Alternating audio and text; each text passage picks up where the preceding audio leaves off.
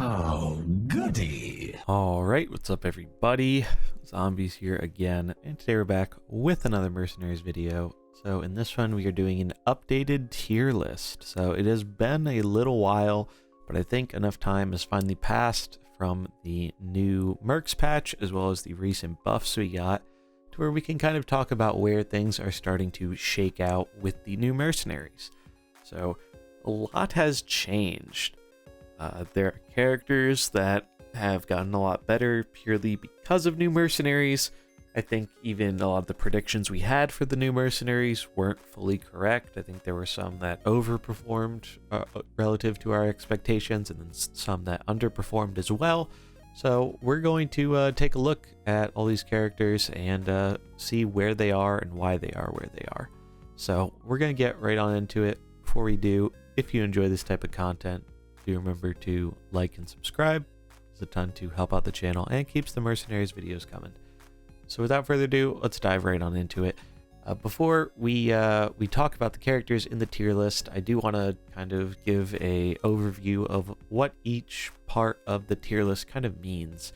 So S tier at the top here, that is kind of reserved for a character that is in one way or another warping the metagame around it.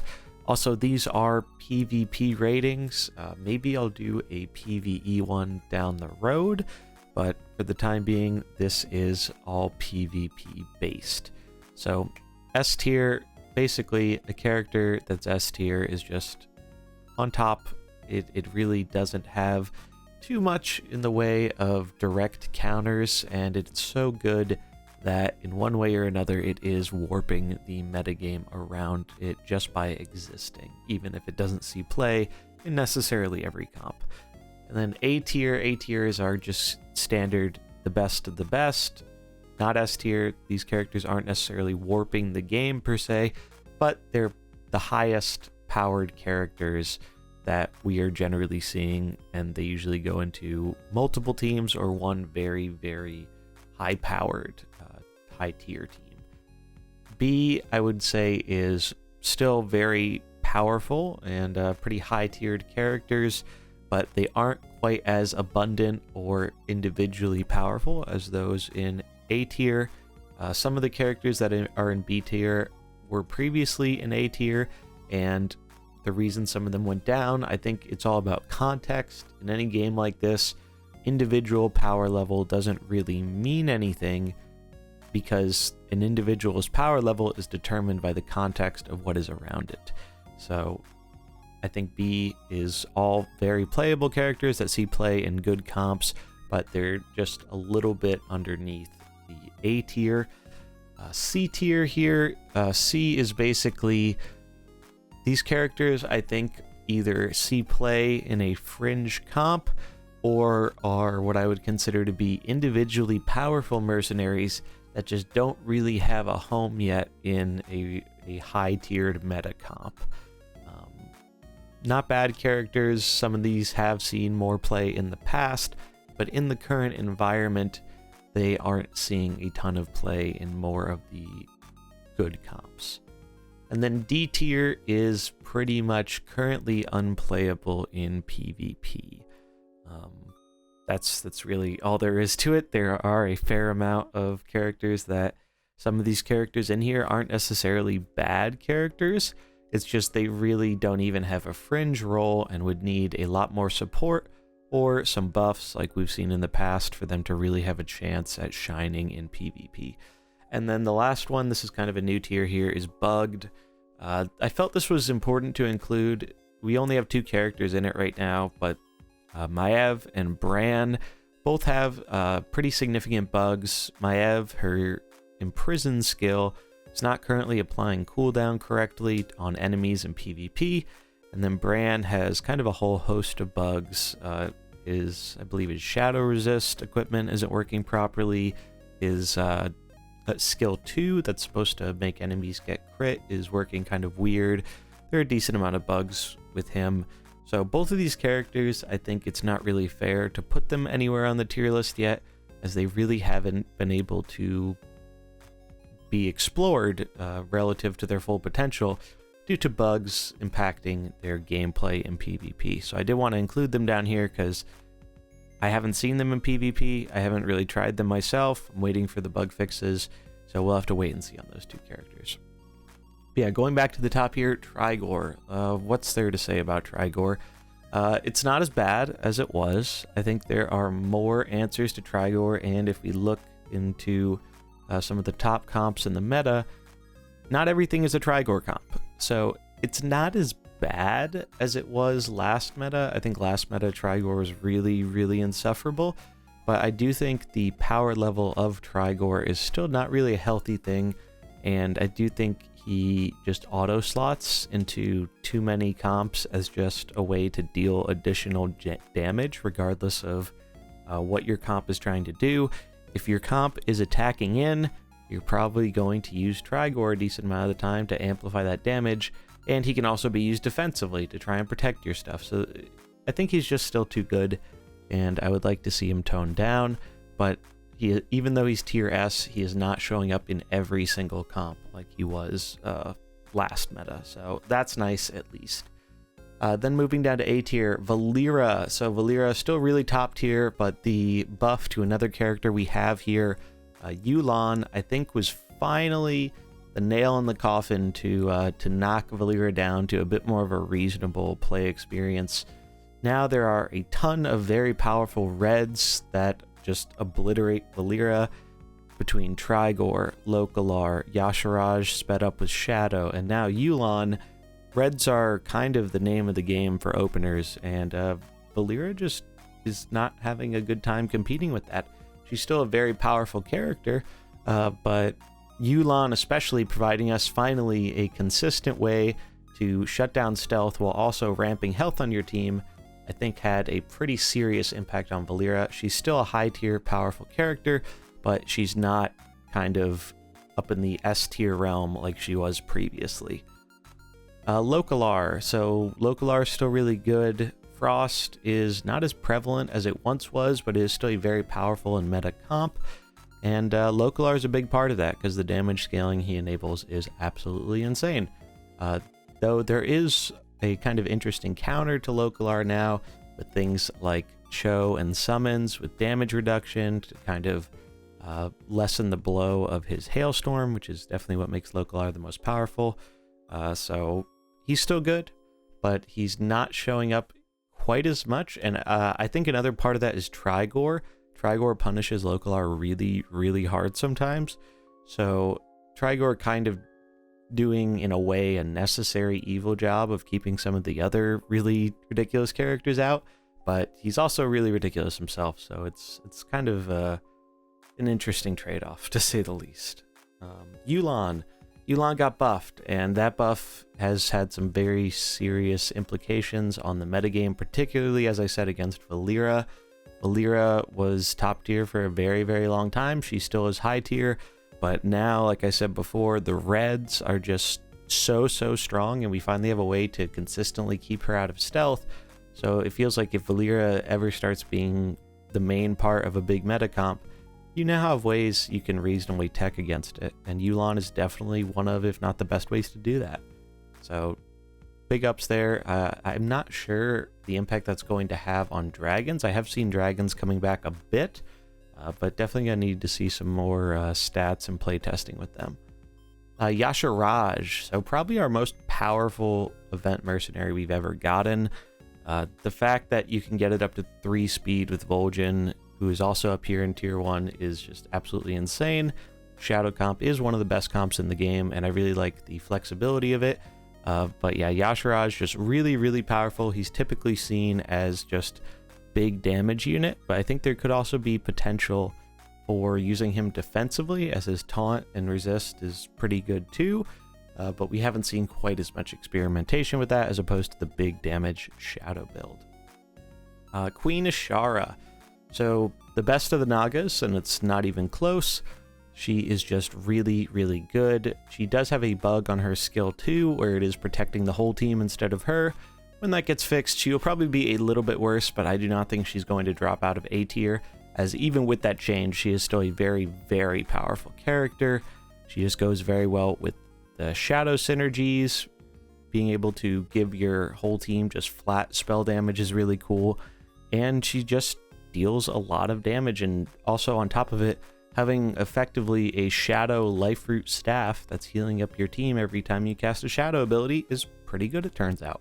So she's seeing a lot of play in the shadow comp, but also various other comps, and I think she's going to definitely stay very relevant. She's very strong. Vol'jin, yeah, shadow top tier comp. So anytime shadow is going to be a top tier comp, Vol'jin's going to be up there. Vol'jin was high tier in the last meta, in the kind of Trigor, Diablo, Kazakus open. He was just absolute powerhouse coming off the bench, but now he's starting as a lead more often, usually paired with Yasharaj to speed him up so you can get in that big attack at 3 speed. Very, very powerful. It's kind of interesting. I thought we might see more of the anti-shadow Naga that kind of slows all your shadow abilities to kind of try and counter Vol'jin, but we haven't really seen too much of that. Just a really, really good character, speeding up the shadow abilities, and the fact that he has good AoE and can increase the damage of other shadow abilities that turn is just very strong. Sylvanas. So I think Sylvanas is kind of usurped Sinestra as the premier bench green in a lot of comps, especially with the prevalence of shadow. Kazakus making golems, other summon comps. Sylvanas just goes in a lot of stuff because you get her in off the bench, you make her really big, and then you start killing things. If they kill her, you just get blown up. Really, really powerful character, and there kind of a limited number of ways to tech against it. Also, her For the Queen ability is pretty strong right now, given that there are a decent amount of comps that are trying to buff up their bench to kill you with big stats. Sylvanas can kind of use that against them. So she's really quite good right now. Then we have Longjin. Longjin was also an all-star last meta on the bench. Not seeing quite as much Longjin in the open, but I think there are a dragon comp or two floating around that are making use of it. But premierly seen in Nefarian comps or other beast comps where you get Longjin off on the bench and they come in with 9 arcane, 12 arcane, and they just start blowing stuff up. And kind of have to mention Tyrande at the same time, as she goes hand in hand with Longjin, just getting that arcane damage and then getting the double shot and getting it to repeat is super duper powerful, especially when things like Shadow are a strong meta comp and they're very blue based. On top of that, Tyrande also has a benefit from the next character we're going to talk about here, Bane, and that is her third item can make her double a nature or arcane ability. So you can actually double up with Bane, and Bane has a very, very powerful skill 3, where you're basically dealing 25 damage AoE. And if you double that up, it's 50 damage red AoE, it's 100 damage to greens. There's not a green in the game that can effectively survive that easily. So that has also made Tyrande a little bit better, but she primarily sees play alongside Longjin as well as Bane. And then we have Bane. So yeah, Bane is really, really good. I think because of him, we're starting to see some nature builds come back. We're seeing him on the bench with Tyrande and Frost. He's just a very, very interesting and powerful character. We haven't really seen heal power outside of like Chi-Ji, and Chi-Ji you had to kind of build it up, whereas Bane you can even just start with heal power. He has strong healing abilities. He can heal himself by attacking, stack the heal power, and then he has just that huge big damage AoE, which can also occasionally lock down some cooldowns. So just a really, really powerful character, and I think this is one of the characters we're going to see more of if sustained comps start becoming a bit more relevant. Then we have Kazakus. So Kazakus is still really, really strong. The Diablo build from before isn't really working as much. Instead, I think Shadow's kind of overtaken that. But Kazakus just so good in Shadow. You summon your Divine Shield golems for Yasharaj to steal the attack from. It also messes up opponents' Valeeras, amongst other things. It's just good. Kazakus he's always been good. He was very well positioned last meta, and I don't think that has really changed. On top of it, his Divine Shield Golems are also very, very annoying for things like Maestro, who is also a powerful new character that's seeing play. Then Reno. So I think everyone kind of underrated Reno, myself included. Reno, super duper strong, even though he's kind of a one-button mercenary for the time being. The fact that you can very quickly deal a little bit of damage to something, but basically give it spell taunt on top of getting regular taunt at the same time is really good. And we're okay with Reno taking all this damage from being taunted up and being the target of these spells because his death rattle is very, very strong. So that just synergizes very well. His other two abilities are fine, but the randomness does kind of take away from them a bit, so you can't rely on them as heavily usually, though there are fringe case scenarios when they're relevant, but just he's basically a blue protector, and he's very good at that job. Nefarian. So Nefarian's still really good, usually sees play in the long gen comps, as they are kind of the best way to build up dragons dying to get a big long gen off the bench. They do still see play with Valeera and Trigor. However, that previously dominant meta comp does kind of get farmed a bit by Shadow now, as 2 out of 3 times Yasharaj will kill Valeera on 1, and can also kill Nefarian if the death blow rolls on him instead of Trigor. So that has kind of repressed that comp a bit, but Nefarian's still seeing play in some top tier builds, so he's still a very, very strong character. And he does kind of clear the very limited bar of greens that are powerful enough to be used in the open in this very kind of red open centric meta. Then Varden. Varden's still really good. Frost is still really good. As you can see, all the Frost characters are still in the A tier. Just the synergies between Frost are still very, very powerful. I don't think they're quite as oppressive as they were before, especially Varden.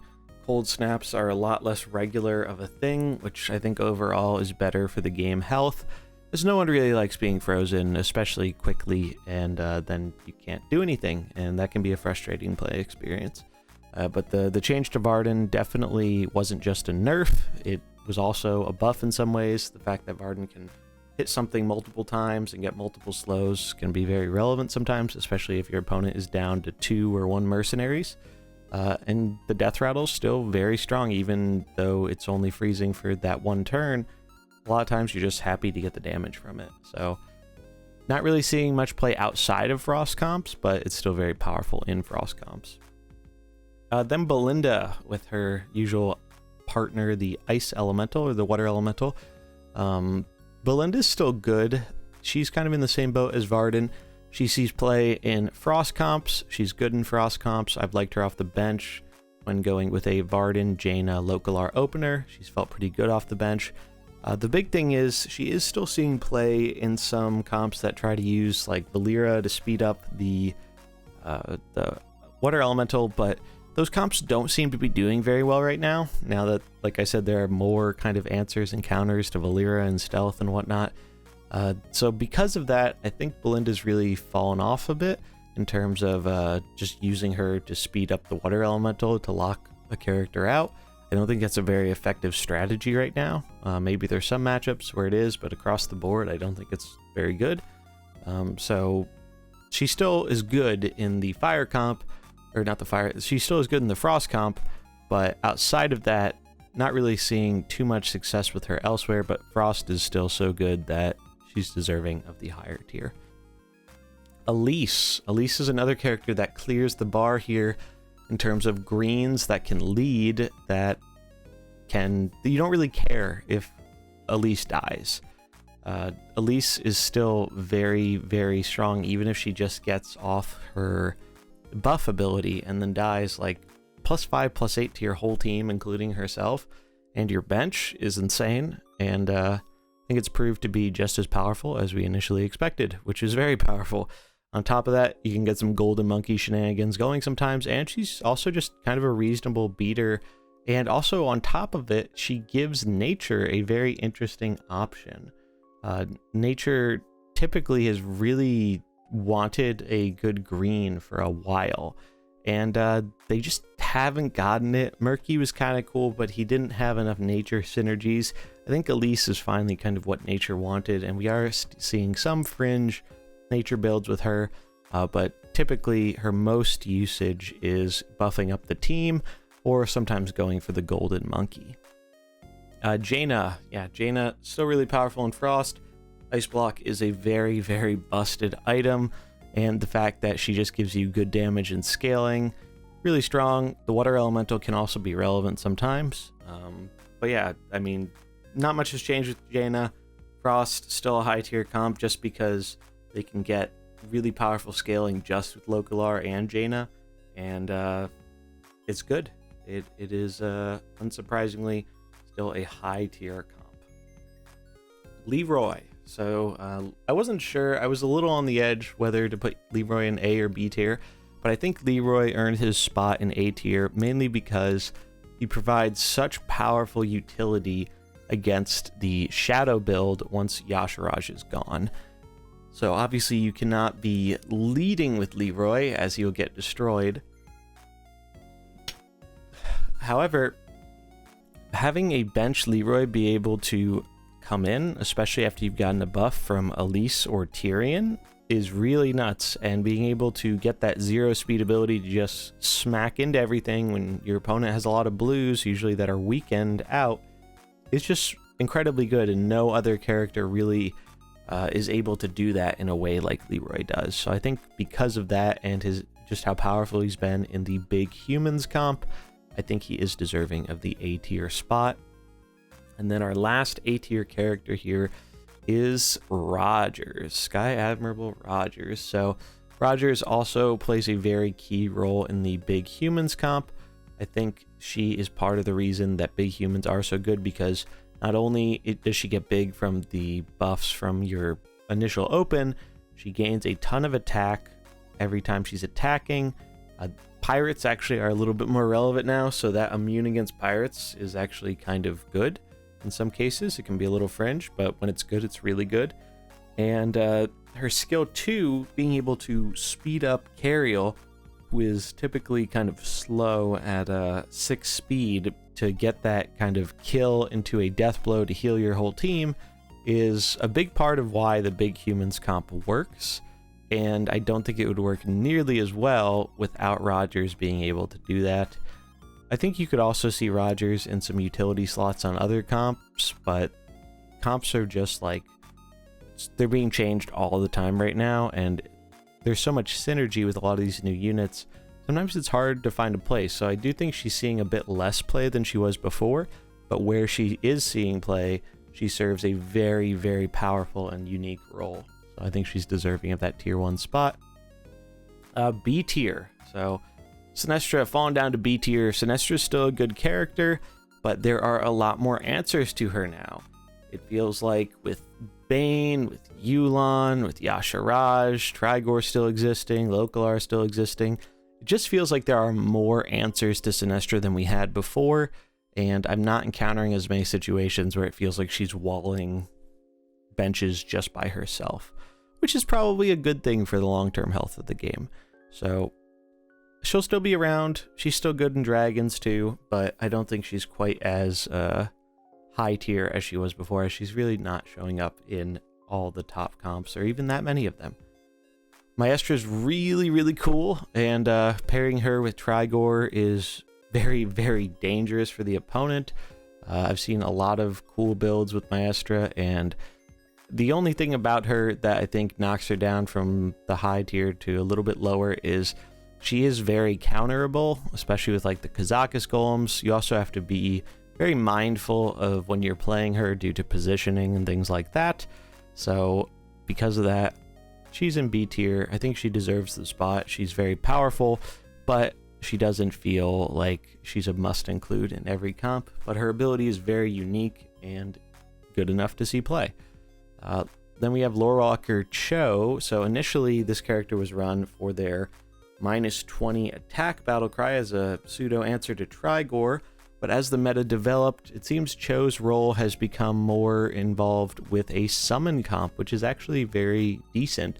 and is a strong frost counter against things like Localar due to making these summons that get big and have resistance, so they can kind of tank a lot of the random smaller hits from Localar, even after they've been buffed up by either Jaina or Locke's equipment. So that's kind of the main place Cho is seeing play. That comp, I would say, is a pretty high tiered comp. So because of that, Cho's making his way into B tier. Diablo falls down to B tier. Diablo is still quite good, but he just is not run as a lead anymore. As previously stated, the meta is pretty hostile towards green leads. However, some comps are still running him on the bench, and he's still a very individually powerful character that sees play, so I figured he was fitting in the B tier. Tyriel up to B tier. This is pretty cool. So Tyriel goes right along Leroy and Rogers on the bench in big humans, and that comp would not work without her, because as I mentioned with Rogers, being able to speed up Tyriel to get a kill, get a death blow, is really what enables big humans to do their thing, as you kind of are relying on your opener getting killed very early on, so you can get your whole big human squad in, and then they can take some damage, because obviously they're punching in, but they get a heal off that damage, which is what allows them to kind of sustain and win the game with big stats, and Tyriel's the reason for that. So since that comp I think is pretty high tiered, Tyriel I think is deserving of the B tier slot, mainly because that's the only spot she sees played in. She doesn't really fit into any other builds that I've seen, but the build she does fit in, she is very core and very important in, so I think that is why she's deserving of the B tier slot. Then Thrall, B tier. So Thrall was kind of our answer to Sinestra for a long time. He was just kind of, well, you got to respect Sinestra, I'll throw Thrall in my bench. So when Sinestra goes down in popularity, naturally Thrall is going to as well. On top of that, orc builds really aren't having a ton of success right now, and I think that is because of the powerful reds. Orcs usually are pretty reliant on good greens, and it's hard to lead with greens right now. So I think that does have an impact on Thrall, and he still will show up sometimes. He's still a good character, but you're probably mostly going to be seeing him off the bench as a way to tech against Sinestra, maybe Sylvanas, something like that. N'Zoth. So N'Zoth is really quite powerful. N'Zoth is kind of like, I think he and Cho share a similar role in that they both slot into this summons comp, and they're very good in that comp, but they don't see a play in like a ton of other things. However, N'Zoth does also see play in the golden monkey comps, as if you get the monkey out and then you switch in N'Zoth because one of your mercs died, you get a gigantic AoE that goes off at start of turn, and there's nothing your opponent can do to play around that. So I think that, and the fact that he is a core part of the summon comp, which is pretty strong, definitely makes him deserving of the B tier. Then we have Karen. So Karen, still a really good character. They are mostly seeing play as a bench role, not in a ton of comps, not quite as dominant as they were last meta in the kind of Kazakus Diablo Trigor comp, but they're still very strong, speeding things up, getting that taunt, or getting a nice big AoE and slow. Still very good, but they aren't showing up in quite as many comps as before, as I think there are more options that kind of fill in that bench red role now, especially like Bane. So I think because of that, Karen goes down here to B tier. Tyrion. So Tyrion, I think, is one of the best characters in B tier. But the interesting thing about Tyrion is most of the time we're really just running Tyrion for him to die and get some damage in before he does die, but he's just good because of the death rattle and because of the shrinking your opponent to one attack at 2 speed.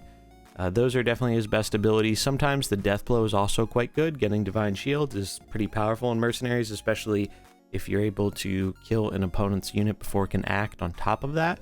But the main reason Tyrion's seeing play is because he's going along with Elise in these comps that are seeking to buff up a very big bench. Predominantly, we are seeing that with either humans or pirates. But he's absolutely core in those builds, and occasionally you see him as a tech against Sylvanas. I do think if we ever see kind of a holy comp or something, would not surprise me if we see Tyrion on the bench as like an anti-Sylvanas tech, or just as a lead to buff up a holy bench so they can have a bit more damage and survivability in the late game.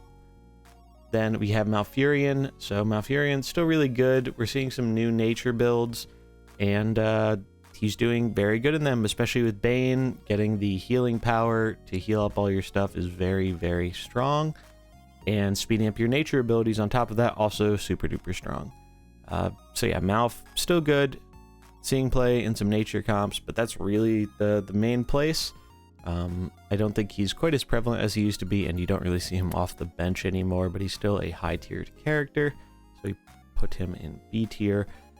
King Mukhlah. Mukhlah's still quite good as well. I think his role has kind of changed. You aren't usually seeing him with the taunt anymore, except in some Trigor comps that are trying to get some beasts to die for Vol'jin on the bench, but the radioactive banana buff was very, very powerful. I've liked him quite a lot in some of these openers where, especially like the big humans and stuff like that, or big pirates, where you can run him alongside Elise and Tyrion, where your characters just get really big with Elise, and then Mukhlah makes it so they have giant attack too, so your opponent can't really ignore them. So Mukhlah's just been pretty good. I think he has a unique role in the amount of damage he can output and spread across your other characters. So he makes it up into the B tier. Then we have some pirates. So the pirates are, they all are kind of reliant on one another. So I'll talk about kind of them all here, just under one roof. Eudora, Edwin, Sneed, Patches, and Mr. Smite are all in B tier. And I think that's because pirates are just pretty good right now. Typically, the big pirate variants are the ones that seem to be doing the best. There are a few different combinations of that. The most common ones I've seen are Eudora, Edwin, Sneed on the bench, or Edwin, Patches, and Mr. Smite, though there might be some more combinations you can mix and match. But generally, the speed from Edwin, the fact that you get huge stats and you're doing stuff very fast is really good off of the bench. So I really like the pirates. I think they're a very playable, powerful comp. I don't know if we're going to see a more pirate-focused build in the future, maybe 4, 5, 6 pirates.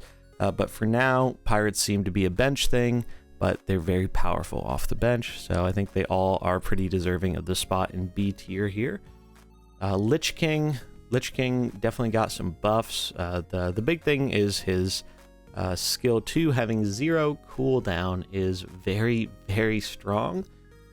He fills a nice role as kind of the 6th unit in Shadow. That is a flex spot though, so you can run a lot of different stuff in that spot, but I quite liked Lich King in that spot, and now he can be used a little bit more differently than rather just being a one-button merc that's always punching in trying to slow. You can use him to heal your own stuff, you can use him to kind of snipe your opponent's stuff through taunt, he gets sped up by shadow stuff. I think it was a pretty good buff, all things considered, and we're probably going to see a bit more of him because of it, but so far that has mostly been limited to the Shadow comp. And then our last character here for the B tier is Cookie. So Cookie fallen down to B tier. The thing with Cookie is he'll always be a powerful mercenary that can go in a wide variety of comps, because just giving everything extra HP is good. The Cookie snipes are good. Comboing with his fish with things like Tyrande or Diablo will always be pretty good. But the big thing with Cookie is, outside of maybe in nature builds with Yulon where you can actually up his damage, he just doesn't have very much damage. And with the current environment, I don't think you can really afford to not have a character really dealing a lot of damage unless they're basically supporting a character that is dealing a lot of damage. And Cookie doesn't really do enough to support those characters as opposed to some other options we have. So he's still good. The extra HP is nothing to scoff at, and a good timed Cookie snipe can still flip a game pretty hard sometimes. But he is nowhere near as prevalent as he used to be, because we just have a lot better options for the bench now, and he is particularly sad into some of the greens like Sylvanas, like Tyrande, like Leroy. So because of that, he is down to the B tier. All right, and we'll take a look at the rest of the characters here. I'm not going to go through all of these individually. I'm just going to talk a little bit more broadly here. Basically, every character in C tier, most of these characters either see play in a comp that is fringe viable. You can steal some wins against some of the meta stuff, but you will also probably lose against a lot of it too. Or some of these characters I think are just individually powerful, but they do not have a great home yet. Also, I do want to talk about the Nagas in specific here. The Nagas are probably the characters I have the least playtime with, so I wasn't 100% sure, but when I decided how I wanted to do the tier list, I felt C was pretty reasonable. I've faced a fair amount of Naga comps, and they don't feel terrible.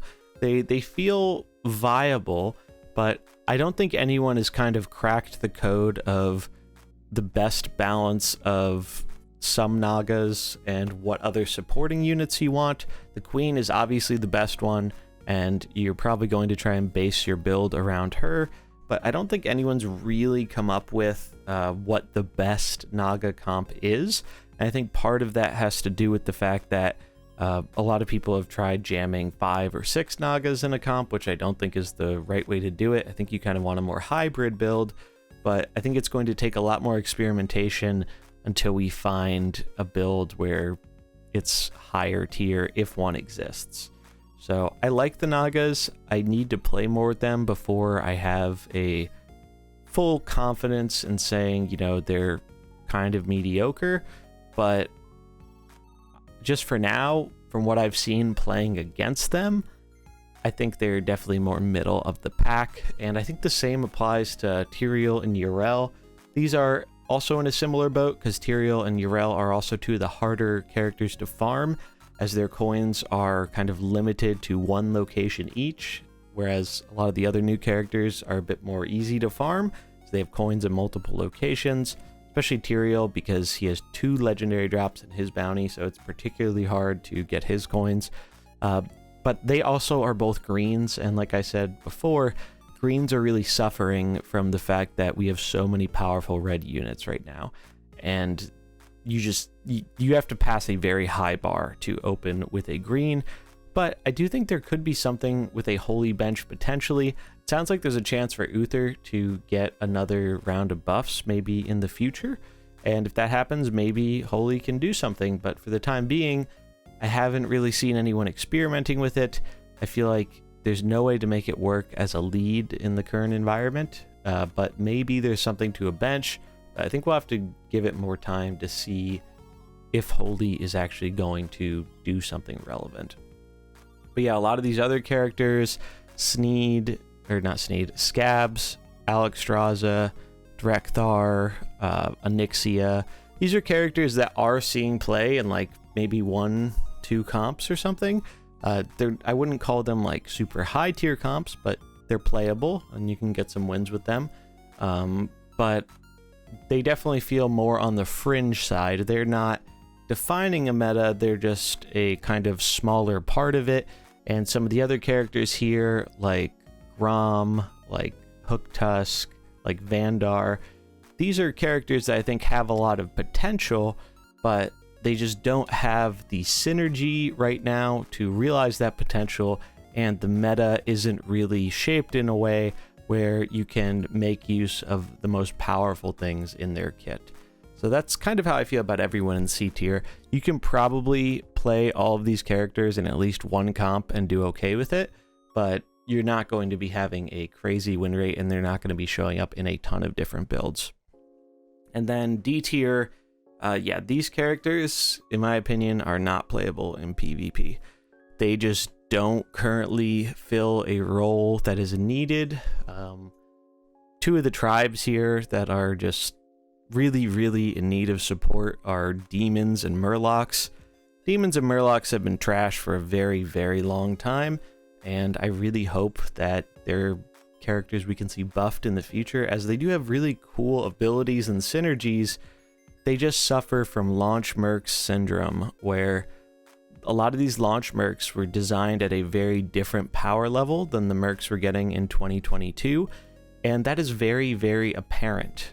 I mean, We can even look at Gul'dan, who has that 10 speed, deal 20, and then they print a character like Yu'lon, who's a red that just does that better with more upside. And it's just, a lot of these characters are not good in PvP. Some have seen fringe play in the past. Voon was good for a while. It wouldn't surprise me if Vanessa could be okay if she had some help with the other good pirates and maybe Trigor to boost her damage. But at that point, you're not really playing Vanessa for Vanessa. These characters, some of them are cool and like have neat abilities, but just the environment of PvP doesn't really let them shine. And a lot of them, as we can see, a lot of these are launch Mercenaries characters. I think more than half of the characters here are launch Mercenaries characters, and it shows. So I would love to see more buffs, as I think these are cool characters. I would like them to be more relevant for both PvE and PvP, but in the current environment, they just don't really stand any chance at all. And then, like I said, the bugs, I think we're going to get Maev fixed soon. I heard Bran is going to take a bit longer, supposedly due to localization issues with the text. But I think both those characters do have potential. I think they're both actually quite strong and are going to end up in at least B tier, if not higher, once they are working properly. But due to the bugs affecting them, they really haven't seen play and they can't realize that full potential. So we will have to wait and see what happens with them once they get fixed. But that's going to wrap it up for this tier list. I always like doing these. I think it's really interesting taking another look at where Mercenaries has gone and comparing these to past tier lists. We are probably going to be getting a patch soon with a new event and whatnot, and it would not surprise me if we got some more balance updates in the ways of buffs when the patch for the new expansion comes out later in July. So if that happens, I'll definitely do an updated tier list, but this is where we're at for now. Definitely let me know in the comments below what you think, and if you enjoyed it, do remember to like and subscribe, and I'll catch you in the next one. Peace.